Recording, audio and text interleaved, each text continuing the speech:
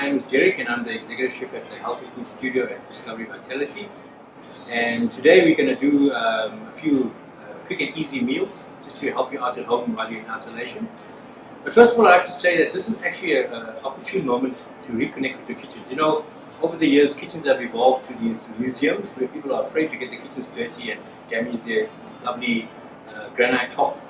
So while you're in isolation, it's actually a good time for you and your family to get together and you reconnect with your kitchens.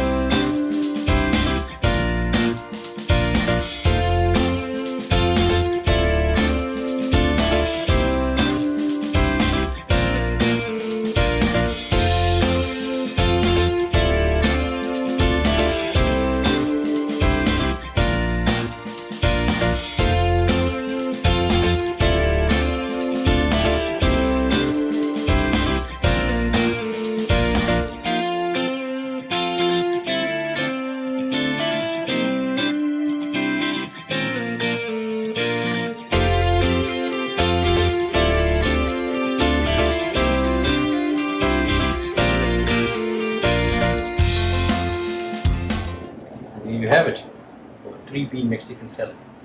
Enjoy.